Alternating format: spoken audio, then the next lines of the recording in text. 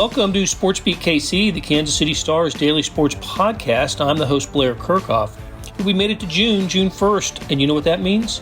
Well, that unlike several other major league teams, Royals baseball operations employees won't be furloughed or laid off, and that all of its minor league players will continue to get paid through the summer. It's more than 200 players. We talk about these moves that have been widely applauded, and appropriately so, on today's show with Royals beat writer Lynn Worthy and Star columnist Sam Mellinger and Vahe Gregorian. We also get into baseball's future. Are the owners and players going to get this thing settled? Are we going to have a season? But we'll start today's show with an audio clip from Royals general manager Dayton Moore, who spoke to reporters late last Friday afternoon. We're extremely fortunate and blessed to have John Sherman and all the investors as a part of our ownership group. I mean, it's been amazing to be able to work with John. He's very thoughtful. He asks great questions. He's a great communicator. Our conversations are lengthy. They're full of depth and substance. And it's been a joy to work with him and all of our people through this process. I mean, I got an update today. I mean, this organization, since we left spring training, has had 1,240 Zoom calls and webinars with our baseball operations department. A lot of those calls have been with our minor league players, one-on-one calls with our minor league players. 180 of those calls have been specific to our pitching programs and our hitting programs. And so it's been a collective group that has led during this period of time. We've taken great opportunity, I believe, to utilize this time wisely, to grow stronger as an organization, to communicate better. But John Sherman's advice to me once we left spring training was, he said, Dayton, I asked him, I said, how would you want us to lead through this? And he said, just be very transparent with people.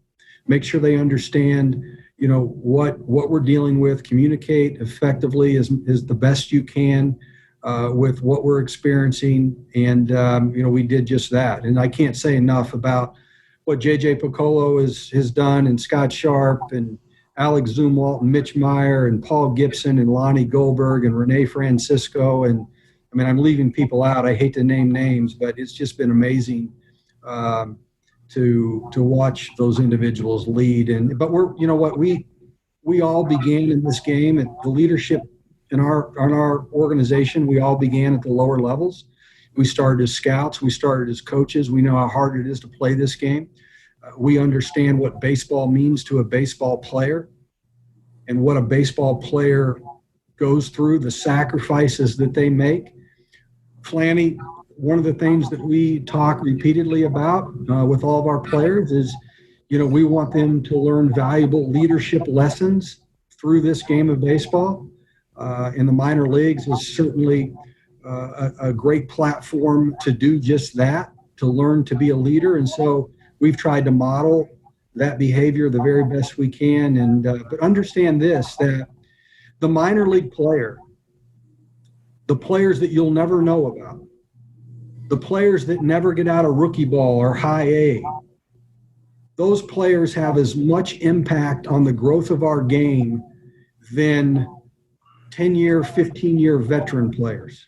They have as much opportunity and influence on the growth of our game as those individuals that played for a long time, because those are the individuals that go back into their communities and teach the game.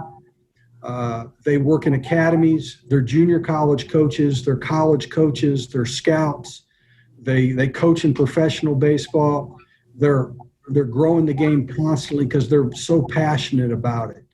And so we felt that it was really, really important not to release one minor league player during this period of time, a time that we needed to stand behind them. The weekly amount that they get, truthfully, is not a whole lot of money. It's important. It's not my money. Okay, let me just preface that. It's not my money, but in the scheme of things, It's not like they're getting rich, but we wanted to just stay with them.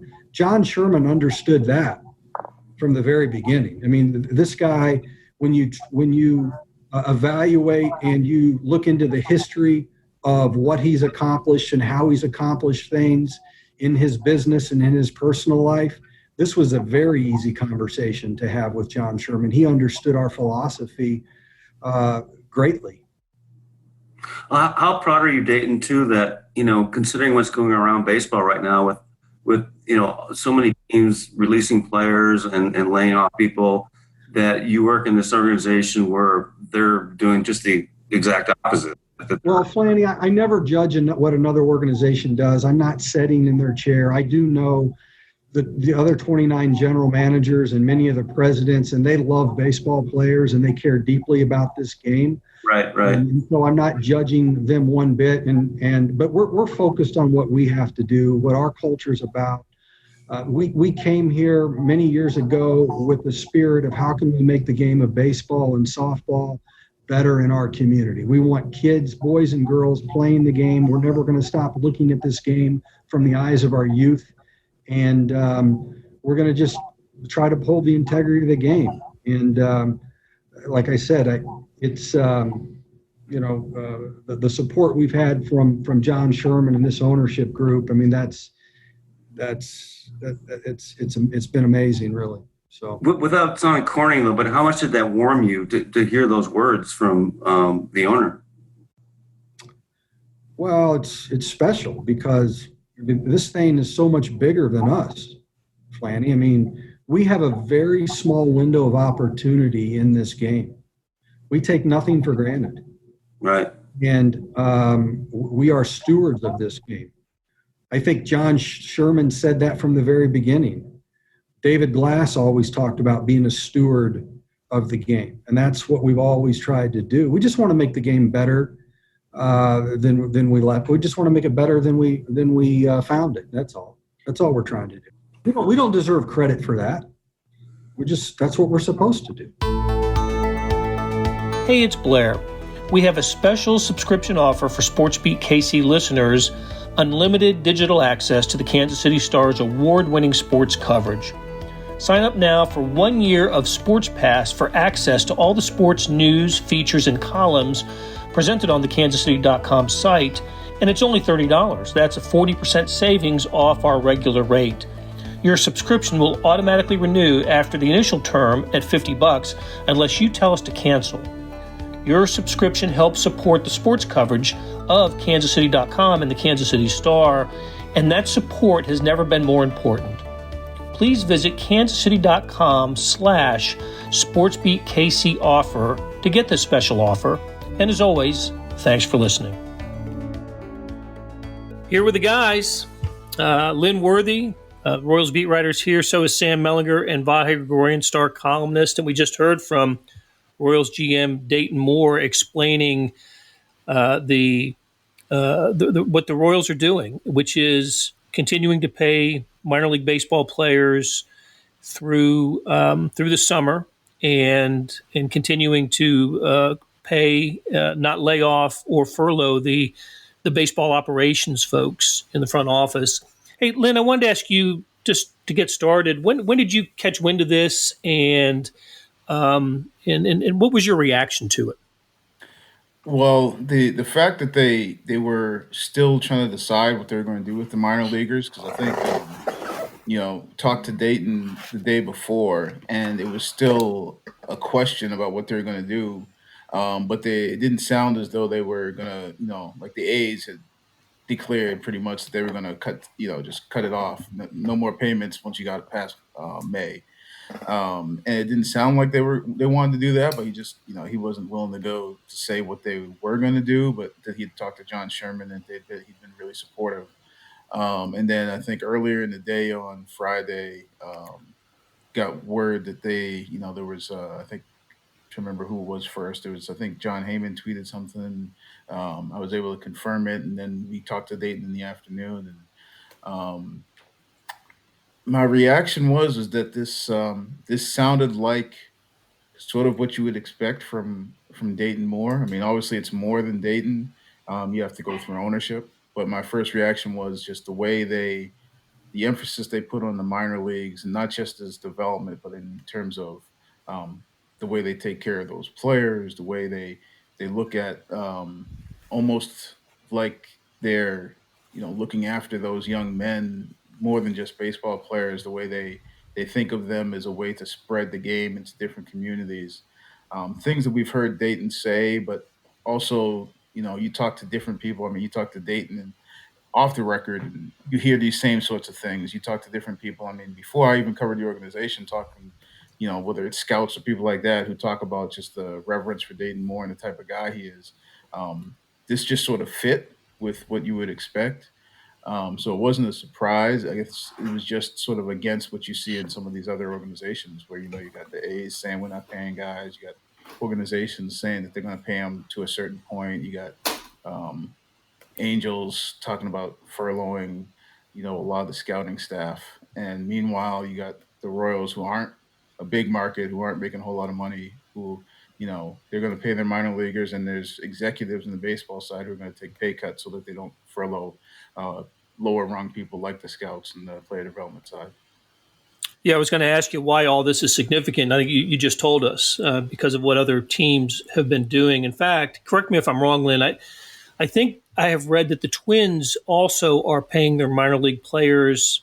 And then I don't know if every team has weighed in on this, but so the Royals and the Twins are the only ones that I've seen paying their minor league players through the summer. I'd have to look at it. I think there's some other teams who are paying through the summer, but some of those teams also cut minor leaguers. And that's the other thing the Royals aren't doing, is they aren't going to release any of their minor leaguers for the foreseeable future here, where in this last week we've seen, I think the Mariners were one who cut somewhere upwards of 30 minor leaguers just in this last week.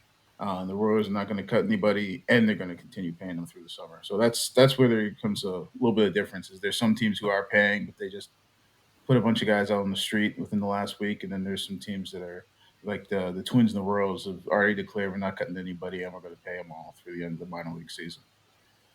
All right, Sam and Vahe, you guys have known Dayton Moore for a long time. Sam, you longer than anybody here. And to me, this is the ultimate walk the walk example of Dayton Moore. The Royals don't talk the talk, they walk the walk, especially when it comes to treating people. And I just listen. This was announced on Friday.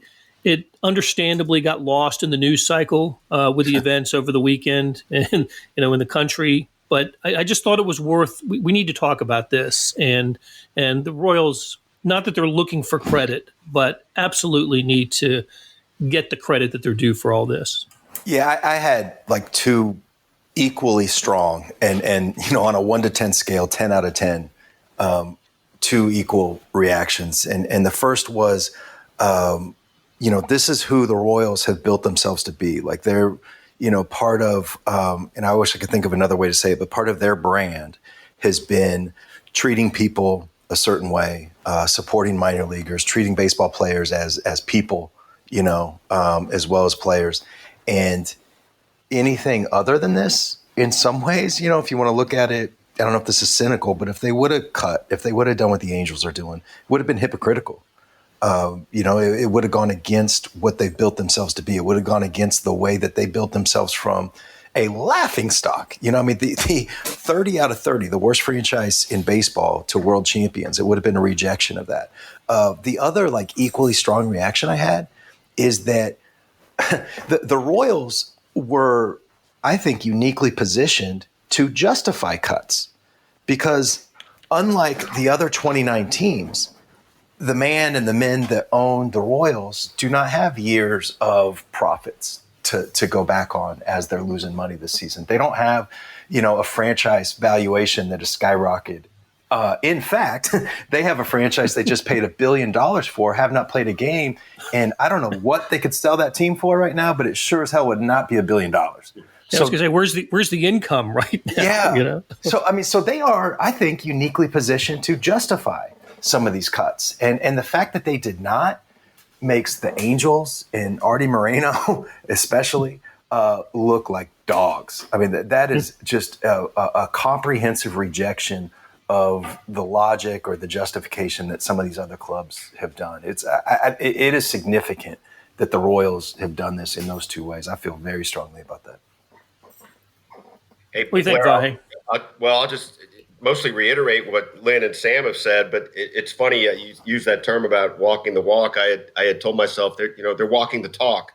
They what they say Right. they do. They back it up. That's been certainly Dayton's modus operandi.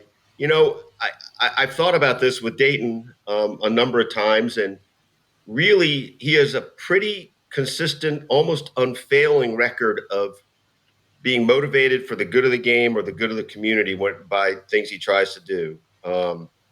And that's shown up. His sincerity shows up. We saw a lot of people, I don't know if they were retweeting Lynn's tweet, but they were retweeting a Peter Moylan tweet the other day about Dayton's words from this. Eric Hosmer was tweeting it and saying he loved playing for Dayton, and Moustakis retweeted it and said same. And so that's just bedrock part of this, and Sam laid out so well. But the other thing is just really true about new ownership. We don't know anything about how this product is going to play out on the field, but I guess we've already learned a little something about John Sherman and his partners, and probably not something that obviously not something they wanted to have to speak to or stand up for or deal with in the midst of really crisis and chaos. But sometimes you show your true colors in these situations, and I think they've done that. Lynn, do we know how much this is going to cost the Royals? The minor league players, I'm trying to remember, I think the estimate was that, for the end of the season, it might be like $1 million, $1.5 million. Like, it's not a whole lot. I mean, they get about $400 a week stipends.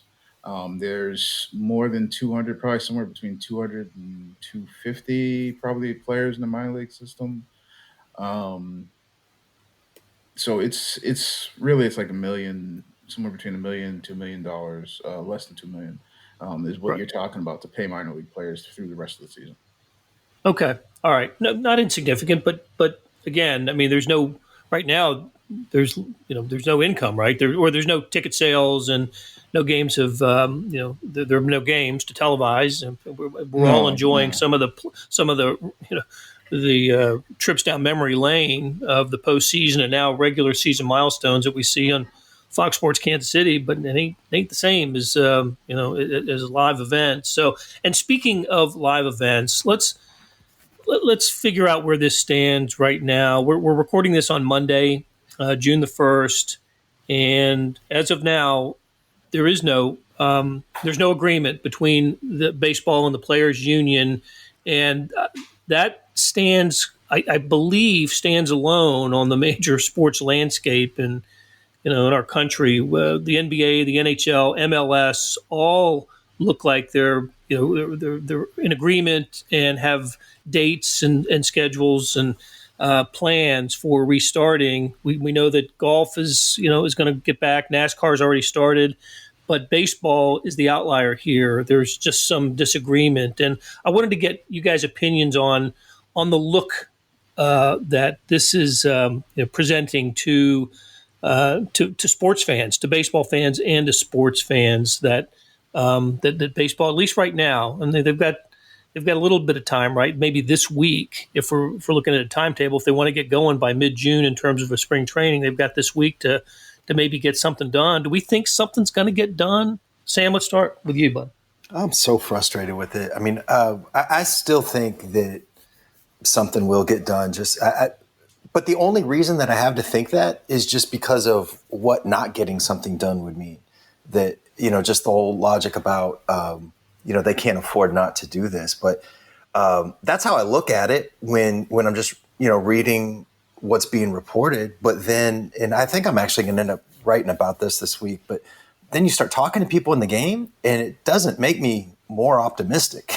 It goes the other way. And it is so freaking frustrating that, for those of us that love baseball, that want it to grow, that want it to stick around, the opportunity cost in what could have been done compared to what is being done is just enormous. And even if they get to a point, by Friday or whatever, where Okay, it's not going to be 82 games like the owners originally said. It's not going to be 114 like the players wanted. It'll be 95 or whatever. And they figure out the details. It just still leaves a bad taste. It still exposes a little bit of what's been going on. And it's, this distrust between players and owners has really been growing the last, especially the last 5 years, but I would say the last 10 as well. And this is what happens, like these other sports are getting their acts together and they're moving forward and they're operating as partners. And the fact that baseball can't do that right now, it's just, God, it's frustrating. This could have been a chance for baseball. We talk and we hear all the time about how baseball isn't capturing young fans, right? And this could have been such an opportunity for them to do that. A captive television audience desperate for live sports, and instead of real games and Mike Trout on your television screen, what you're getting is just this bitching back and forth between players and owners. It is God, it's frustrating. I think that's a good point. Go ahead, Vahe. No, sorry. Just to sort of add to that point, it's coming off as just petty bickering that is tin-eared to the times, for one thing, right? I mean, we've got most people at least cognizant of all that is going on in a society that's been in panic, been in flames, been in all kinds of just craziness. And it's like just some other negotiation between these two, as if the rest of the world, they're just in a vacuum from the rest of the world. And it really just comes off as so distasteful. I've learned from my friend Sam, particularly, how to navigate a little bit of the waters of seeing, it's the greedy players always seeming to be the way public perception works. But it's quite clear the owners are really at the crux of this, but they're both to blame. And I don't know how you change that culture, right? That's a separate kind of culture from all these other things we're dealing with right now. But it's a cultural problem of its own. Yeah. Well, I thought baseball was in a place where if there had been a better relationship between the game and the union, that it had already started spring training, so it wasn't like it was starting from scratch. It could have been the first one back, right? I mean, it had a chance to be the first sport back. They would have cut out the cold weather games. It would have, baseball could have come back in a warm weather setting and had it just looked good. It would have been. I think baseball's still popular enough that everybody would have been excited about the first team sport to return, and they have squandered that opportunity. Yeah. And so again, it's not too late. And July, the first week in July, whether it's July 1st or July 4th of July for a start is still possible, and people will enjoy that. But anyway, I want to get back, Sam. I thought you made a great point about the youth and possibly losing, a generation losing interest in baseball because of this. I'm not sure how it happened to some extent in 1994 with the strike when we lost the postseason. I still know people today who say they baseball turned off for them at that point. I think it risks that and more this time. Well, so can I just say something real quick? It's not just the people that turn baseball off, but it's the people that never turn it on. It's the people that never give it a chance. And baseball had an opportunity to be the first and to say, like, here we are, you want sports and here we are. But instead, it's going to be the NBA and soccer that are back before baseball, probably. And those are the sports that have passed or are passing baseball. And that's just, again, for those of us that love the game, it's just aggravating to see. Yeah. Lynn, what do you think is going to happen? Well, actually, I had a question because it seems like we've talked a lot, or you guys have mentioned a lot about the idea of being the first back. And because I still feel like there's time, but I guess my question for you guys is, how much do you think they would be hurt by not being the first back? Because I guess I've always been a little pessimistic in terms of how fast this thing was going to move, just because we always heard different details and things before they actually got presented in proposals, so you knew it was going to be lag time. So I just always assumed that, but I I still feel like there's time, and I wonder how much you think the actual not being first is going to hurt the game. Well, I don't think it's about not being first necessarily. I think if the delay is them saying, look, there's a lot of complications here, and we've got players with who have gone through chemotherapy, and we've got players who have asthma or whatever. We've got at-risk players. We've got players with pregnant wives. We've got these things to work through, and it's just a complicated thing. If that was the delay, cool. Like, I mean, who could criticize them for that, right? But the delay is this complaining about every dollar, and that's the part that is going to turn off a lot of people, and has turned off a lot of people, and will continue to do it. That's the part that's aggravated. I totally respect, anybody can respect how complicated the whole thing is, but you got to get through the money. And if the delay is we don't have enough testing or whatever, okay, fine. That's one thing. But if the delay is, no, we need further pay cuts, and this is exactly how you're going to have those pay cuts and all that, then that's the part that I think is just absolutely a turnoff. But it's kind of, I mean, and obviously the money is the thing that gets, a lot of the attention, but it is sort of both right now, right? I mean, like, it is you still have to work through those other things. I mean, like, that was one of the first, right? So, I mean, like, that's. Yeah, but if that's what it was, it's still the money. Like, if you get through the money, and then you can put all of your energy and your thoughts into, this, what should be a mutually, that's common ground. Like, the owners don't want the players to not be safe, right? But it's if you're doing two things, you can't devote all your energy to one. And as soon as anybody hears, especially right now, I mean, unemployment's going up and people are stressing about finances, and to hear those arguments, it's going to leave a lot of people, just not interested. One thing I think about, and baseball still has an opportunity to be the first back, depending on when MLS, because NBA is not coming back till the end of July, right? And I'm not sure about the NHL. So there is that opportunity, but I think it could have come back a little earlier and then really had the landscape to itself. And think about when baseball, if it does come back, when it's going to end and what it's up against when it ends. It's postseason with, all of the spring sports schedule has been picked up and moved to almost all of it to the fall. So baseball is not only going to be competing with NFL and college football, but the Kentucky Derby is going to be in the fall, and the Masters is going to be in the fall, and the Indy 500 and other events. It's just going to be potentially such a crowded sports calendar when baseball is at trying to make its case as America's game in the postseason with its TV ratings. It's going to be more difficult for baseball to the baseball championship at the end, and I think that's that was always going to be true anyway. Look, right, but I think that's going to complicate. It's going to complicate things for baseball in the fall. All right, guys. Hey, look, I'm glad we had this chat. I'm glad we got to talk about the Royals and Dayton Moore and the organization. Let's not lose sight. That was the important part of the conversation today, and I really do salute. I loved what Dayton said too about about why the minor leaguers are so important. The guys that play even in the lowest levels of minor league baseball, they're the guys that go on to work in the academies and become your junior college coach and your that type of college coach, that sort of thing. I just thought that was brilliant, and that is, it's one thing to do what they've done, but then to justify it that way, I think that's the note that really resonated throughout baseball, and I was so proud of my hometown team when I saw that.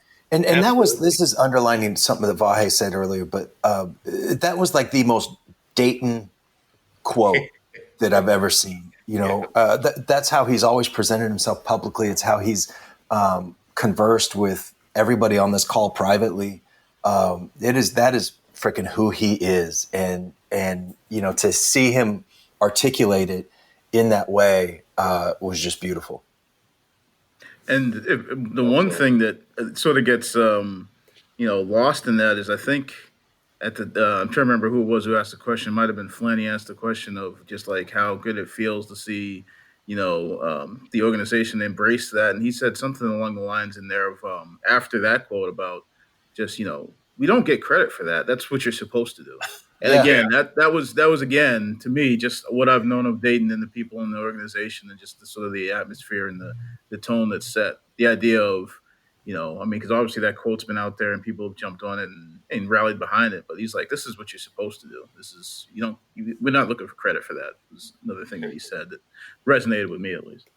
Same here. All right, guys. Hopefully the next time we talk, we'll be breaking down the Royals' 50-man roster going into going into spring training. All right, Lynn, Sam, Vahe, thanks a lot, guys. Thanks, Blair. That'll do it for today. Thanks to our production staff of Derek Donovan, Savannah Smith, Randy Mason, Beth Welsh, Jeff Rosen, and Chris Fickett. A tip of the cap to all of our guests, Lynn Worthy, Sam Mellinger, and Vahe Gregorian. Links to stories about the Royals can be found in the show notes and always on the True Blue app. Hey, earlier in the episode, you heard me talk about the Sports Pass offer, and still stands, still a good one, $30 for a year's worth of sports coverage, and that includes the Sports Extra on the e-edition. Here's an even better offer. Buy the entire Kansas City Star product. Sports, news, features, commentary, and analysis, the whole thing. You get all the stories written by my talented colleagues, plus additional news, sports, and business coverage. The details can be found at account.kansascity.com/subscribe. That's account.kansascity.com/subscribe. Hey, whether it's the Sports Pass or the full subscription, you're getting and supporting the best sports and news coverage in Kansas City and helping us produce programs like SportsBeat KC. Thanks for listening. We'll talk to you again tomorrow.